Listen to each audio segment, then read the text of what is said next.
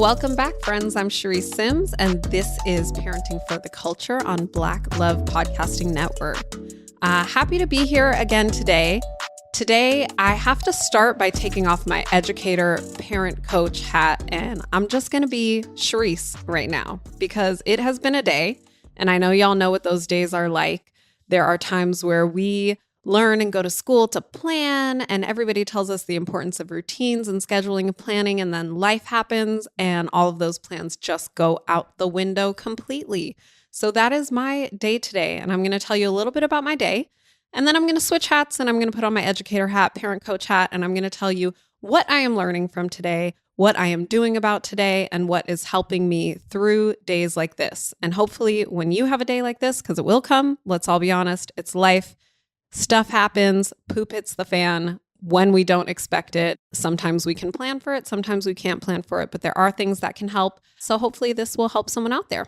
So I don't know if I shared with you guys already, but my father-in-law suffered from a stroke back in December. This was during the pandemic. He was a healthy guy, a contractor, had a business, had a bunch of employees, suffered a stroke, and it turned the whole family upside down, obviously for many different reasons. Emotionally, it was very hard. Financially, it's been hard. There have been issues with insurance, which, welcome to America. Our healthcare system needs a little bit of support. Am I right or am I right? And so he has been in and out of the hospital, battling the different issues with his stroke, but he is finally home, praise God. And he is, for the most part, happy to be home.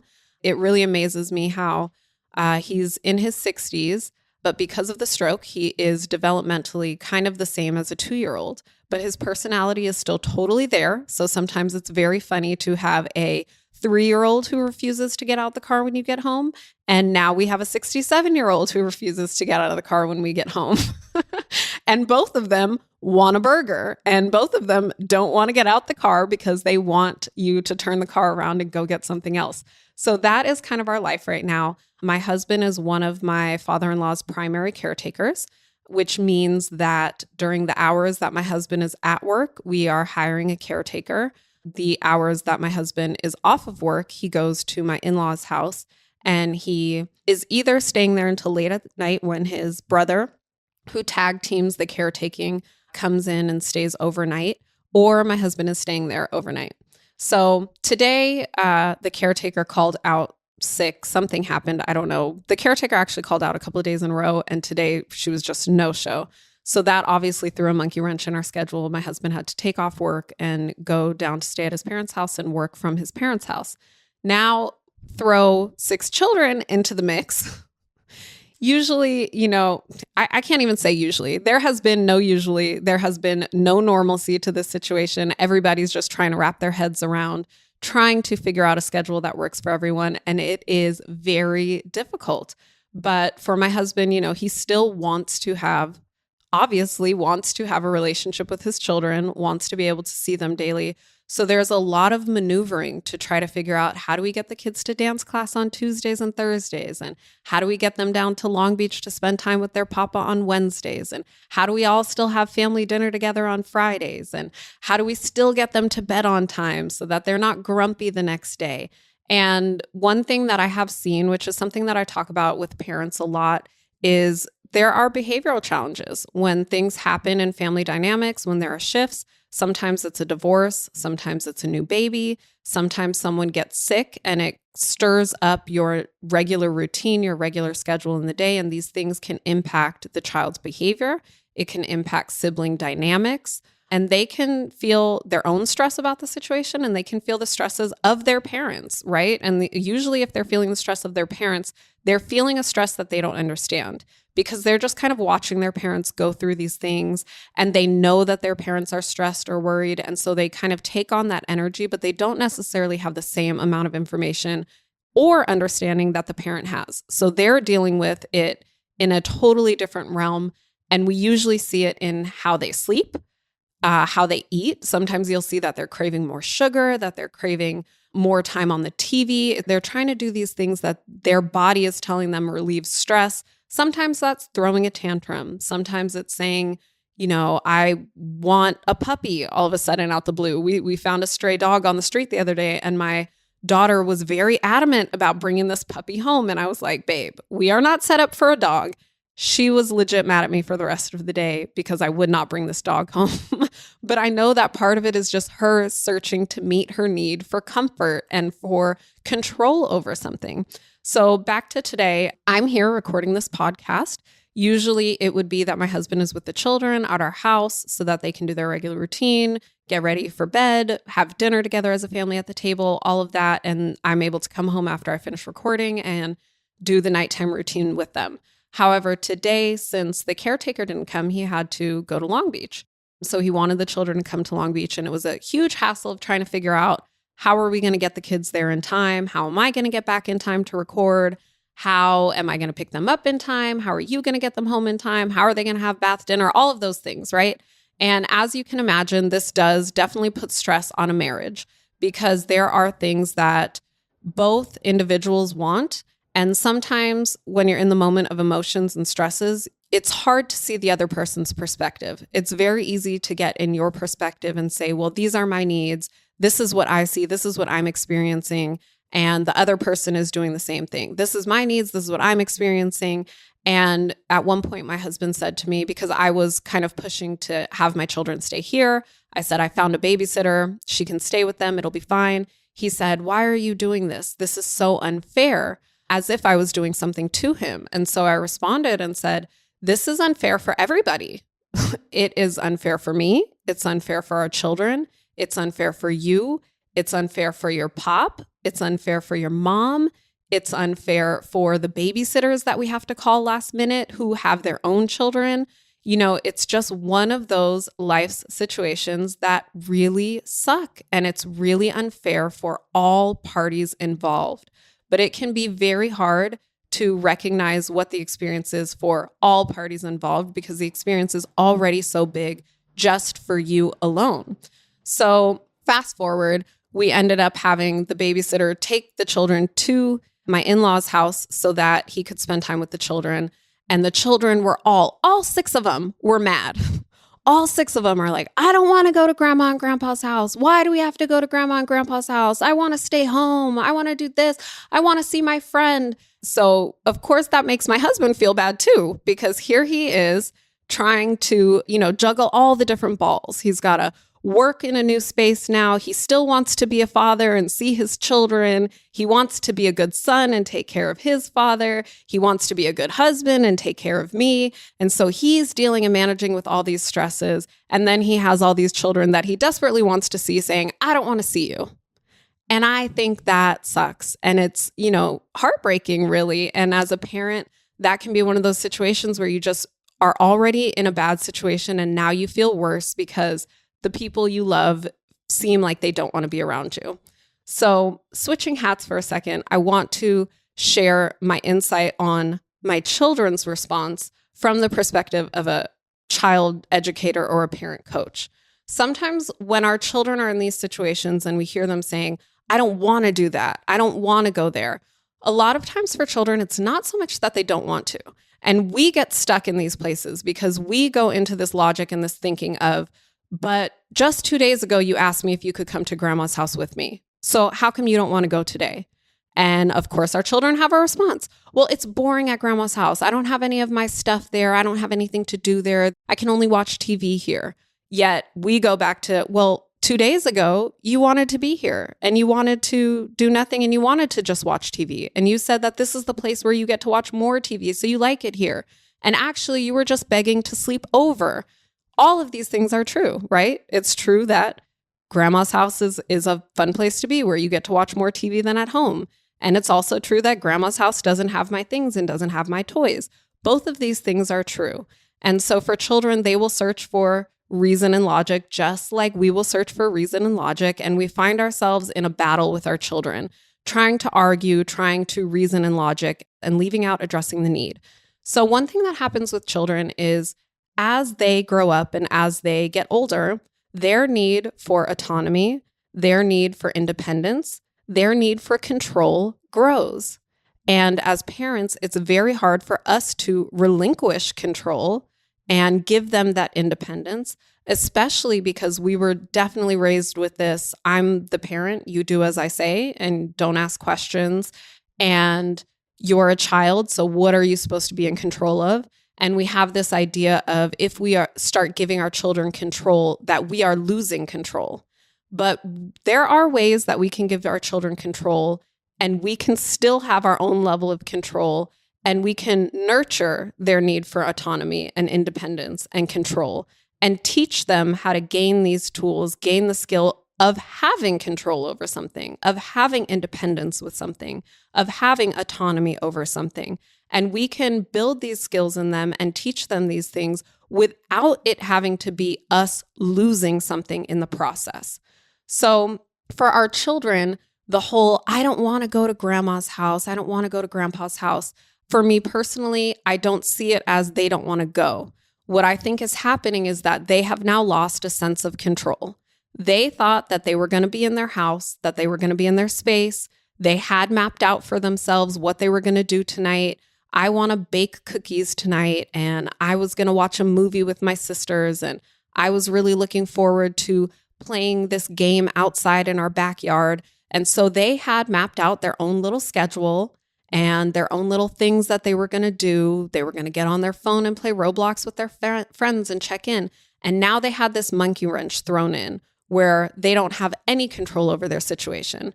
Now you can't bake, you can't watch the movie, you can't play in the backyard because you guys all have to up and go to grandma's house. And nobody asked you if that's what you wanted to do. We're telling you that's what has to happen. Unfortunately, in life, that is fact. Sometimes there are things where it just is a matter of this is what's happening right now. This is what's best, and we got to do it. But for children, that can be very hard. They're already in a world where most of their world and most of their day is controlled by others. They're told what time they have to wake up. Sometimes, depending on where they go to school and if they wear uniforms, they're told how they have to dress.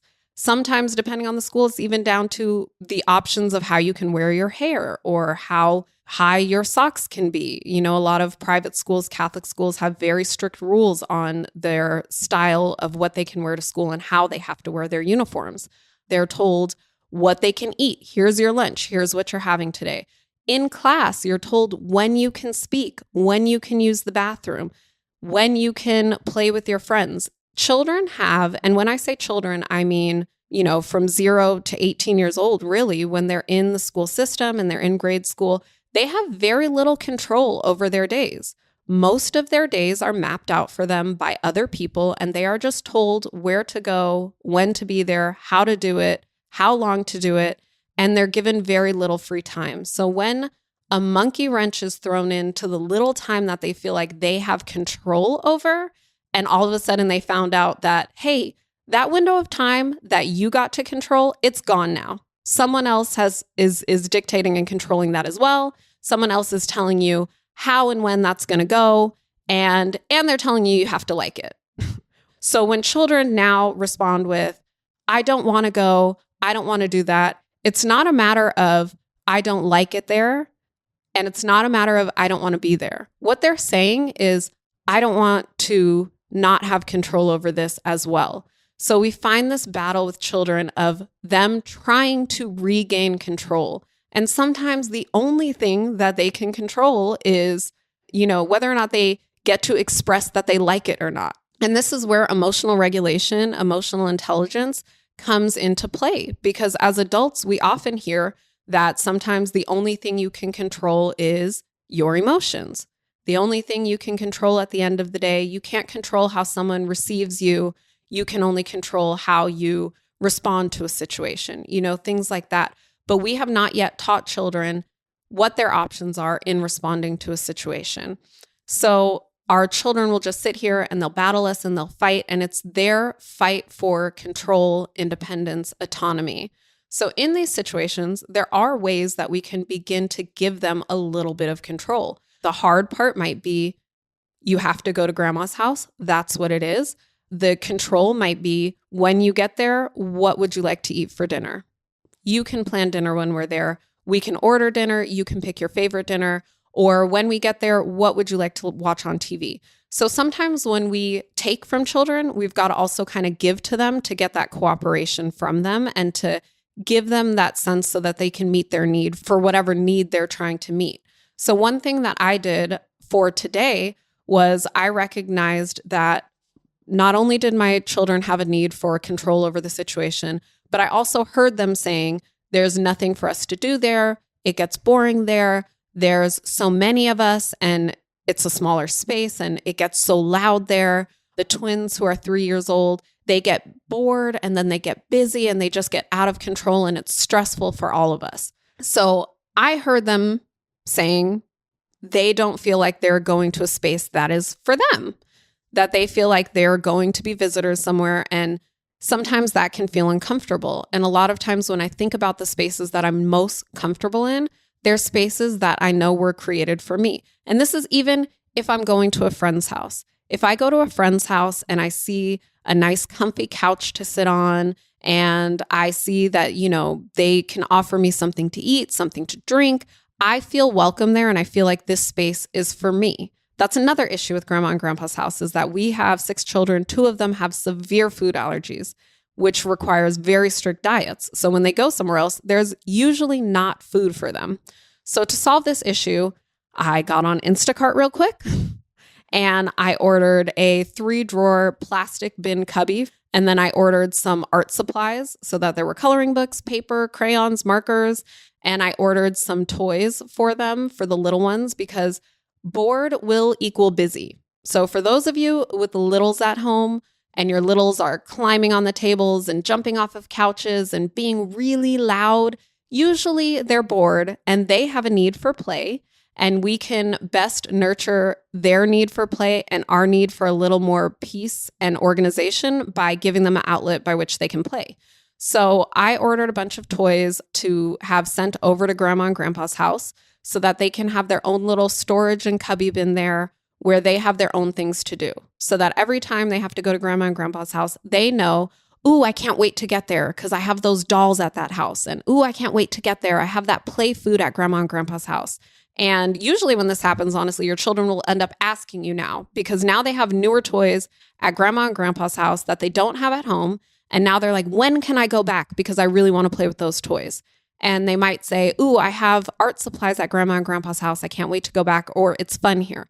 So I ordered them things that they can have there so that they have their little space there and they have things to do there so that it's not just, I'm bored, now I got to get busy. And so that the twins are occupied and not just crawling all over the place.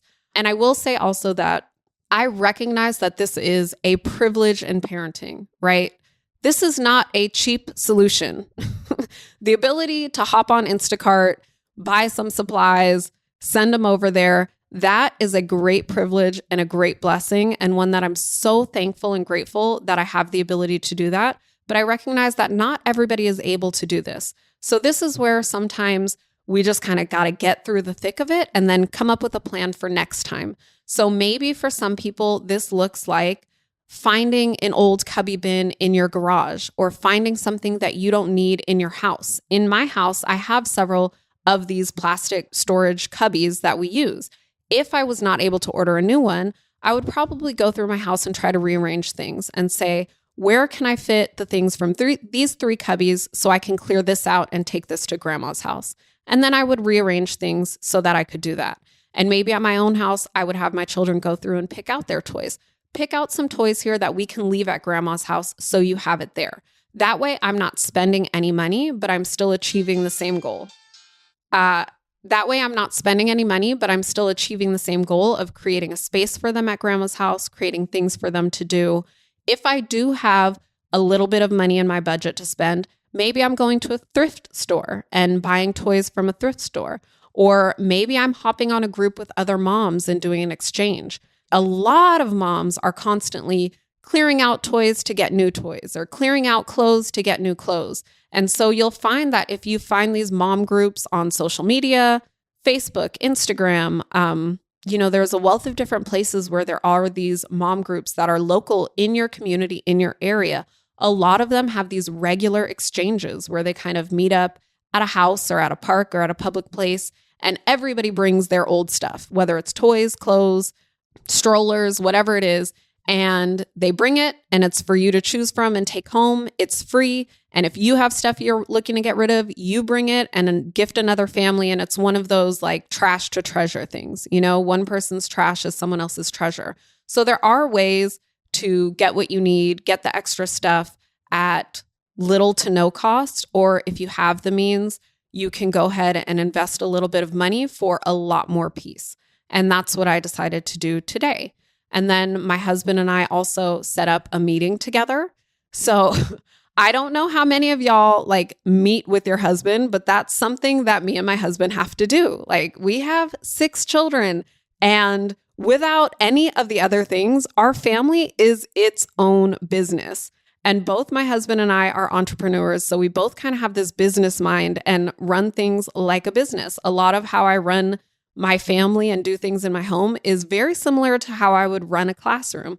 But that works for me because the schedules work for me. The visuals work for me. They work for my children. These tools help. And these are a lot of things that I have learned and gained as a teacher. And then I've brought them to my house and I'm like, oh, this actually works. If a child at school is sad that a parent is leaving, we've always made a visual where we can show them, here's a picture of circle time, snack time, recess, lunch, nap time, and here's a picture of mom coming back. And we kind of go through that visual schedule with them so that they can see in the day and lessen their anxiety and see exactly when mom or dad is coming back to get them. So at the start of the day when they're sad mom or dad is leaving, we'll tell them come up with a goodbye handshake. And now let's check in with our schedule throughout the day so you can see when it is, because children have a different concept of time. We can't say they're coming back at 3. That doesn't mean anything to them. But if they start understanding the routine and the schedule of this is what I do during my day, and now I know that when lunchtime hits, I'm a little closer to when mom or dad is coming back. When nap time hits, I'm getting real close. When afternoon snack time hits, I know I'm about to see my mom or dad. So those are the type of things that I realized also work at my house. If my children want to watch, the twins are super into the YouTube toy unpacking videos, and I'm a big, we're not doing TV during the day person. So I'll create a visual for them where I say, here's what we're doing during the day. And then here's a little picture of the TV. This is when you get to watch TV. So all of that to say, there's a lot of stuff that we've translated. So me and my husband as business owners, realizing that for our business, it works when we have a financial planning meeting. For our business, it works when we have a faculty meeting. It works when we schedule for the month. We bring that to our family as well. So we will have financial planning meetings together. We will have, family meetings where we invite the kids to decide what are we going to do on the weekends. So in this situation today, my husband and I decided, let's have a meeting later tonight at 8:00 where we can talk about what's going on and try to think of a schedule, a solution, something to make this work better for everybody, because right now it's just not working for anyone. So in that, we bought the cubbies, we bought the toys, we created a solution that I'll check in with you next week and tell you how well it did or did not work. But now we can come up with a plan for what do we do next time if the caretaker is not able to come in? How can we incorporate time where we still get our family time? Maybe that will look like, we know on Mondays and Wednesdays, we're all having dinner at grandma and grandpa's house together. Whatever it is, we can start to figure out a schedule and maybe even a backup plan so that everybody gets a little more reassurance. So in our meeting, these are things that we get to talk about. These are things that we can work together to try to find the best solution. And when I say the best solution, I say that because sometimes life happens and there is only the best solution for that season or for that moment. There may not be a great solution, but the hope is let's find the best solution for this season, because it is just a season and it is just a moment. And, just like all things in life, like nothing lasts forever. Things might last a lot longer than we want them to, but nothing is forever. And things can become really overwhelming when there is a feeling of this is going to be forever. This is it. And I think so many of us experience that with the pandemic. It's like we started out thinking, all right, 2 weeks, stay in your house. Then that turned into actually keep your door shut, stay there for the next month. And then that turned into a year. And, eventually all of us got to the point where we were like, when do we get to leave? When do I get to see my friends again? And when we had this kind of end goal, we had hope and we could bear the challenges of being at home all day and working from home and being with the kids at home. But when it became I don't know how long this is going to last, that's when the stress really started to kick in, because that was that feeling of, I can't plan for this. If I don't know what's going to happen, I can't plan for this.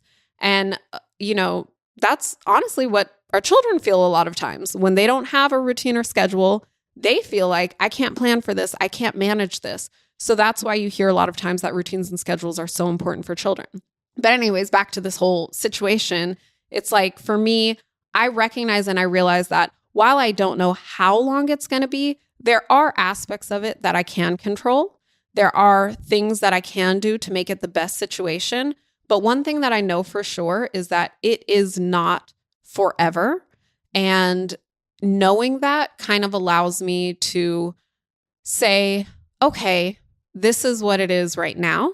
Let me pick and choose. Maybe this is not the season for me to do all the things. Maybe there are some things that I have to let go. Maybe there are some sacrifices that I have to make. Maybe if I wanted bedtime to be at 8, I got to let go of that. Maybe bedtime has to move to 9:30 now. And as much as I hate for bedtime to move to 9:30, moving it to 9:30 gives me a more realistic blueprint of how we can still create a schedule, a routine, a sense of normalcy, and still meet the needs for sleep and family time and playtime and learning time and all of those things. When working with parents, I find that a lot of times the most frustrating aspects of parenting, of raising children, have to do with when our blueprint and our expectations are not meeting our reality. And I think I may have even said that in last week's episode and talked about how sometimes we see something on Amazon, cute dress, looks so good on that model, I'm going to get it. We buy it. It comes in the mail, looks nothing like the picture on Amazon. And I'm sure y'all have even seen all those memes because there's several of them. And you get mad. You want your money back. You don't want to go through the hassle of having to send it back and all that. It's a hassle and a stress now. Same thing as with parenting. It's like sometimes we get pregnant or we get married and we anticipate being pregnant one day and we're like, ooh, I'm going to be that mom that makes butterfly sandwiches and I'm going to get them to school on time every day and they're going to go to bed at 7:30 and I'm going to go to all the performances. And we have this blueprint of what parenthood looks like. And then we become a parent and we become well acquainted with the messy bun and the regular sandwiches, if not the Hot Pockets, because that's what's easiest right now. And maybe we can't make all the performances, or maybe we make all the performances and then we have a child who does not want to perform. And so there are all these things that we had all these expectations and these blueprints, and they are not happening the way that we plan them to. And that can be very stressful. And it usually makes us feel like we're failing, right? I was supposed to be the mom that got them to sleep at 7:30 every day. It's 8:00, they're still awake. I'm failing. This is one that I deal with all the time, is like, I always wanted a lot of children.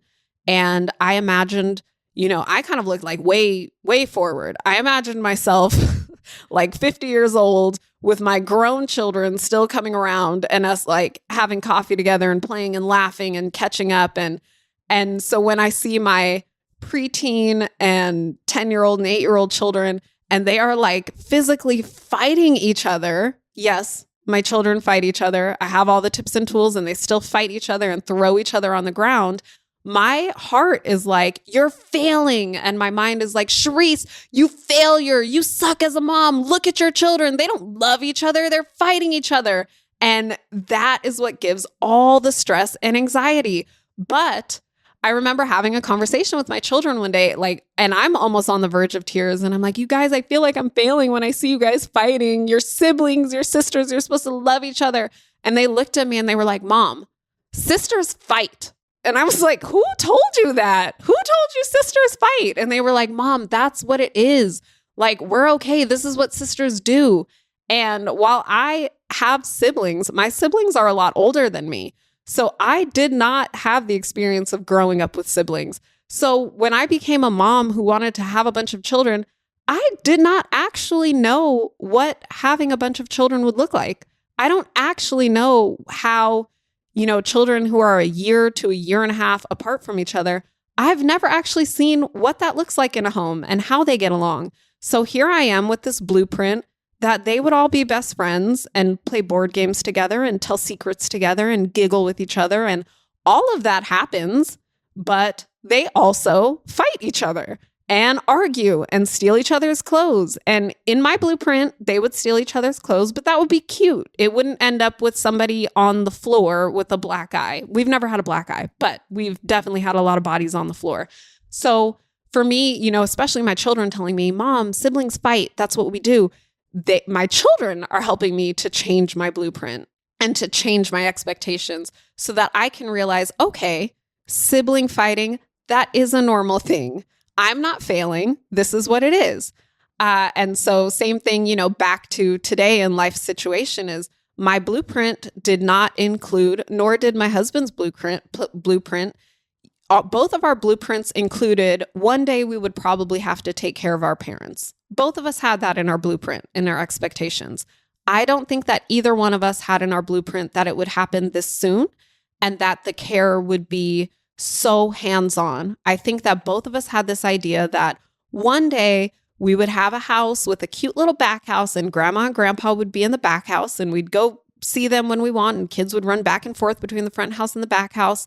I don't think that we saw an illness in our blueprint. So now we have to sit down together and rewrite our blueprint, re-talk about our expectations so that it can be realistic, so that we don't constantly on a daily basis feel like we are failing each other, our children, our parents, our family, but really sit down and rewrite the blueprint and learn about it. That's one thing that I love about what I do is that I get to educate parents on what child development does look like so that when you see a tantrum, you don't feel like you're failing as a parent. You understand that this is a biological thing that happens in 2 to 3-year-olds that is totally normal and a good sign that they're on track and that their brain is doing exactly what they're supposed to do. So I find that, educating yourself on what your circumstance is, it helps to give you realistic expectations and to prepare you with tangible tools that work in the moment. So that's my rant for today. I'm a big person on affirmations. I do affirmations with my children. I do affirmations with the children in my school. And my affirmation for myself today that I will share with you, it comes from Dr. Becky with Good Inside Parenting. She's a friend of mine and I love her and she's a genius. And the affirmation is, it's hard, but I can do hard things. And that is what I'm telling myself. I can do hard things. Life is hard right now, and that's okay. And I can do hard things.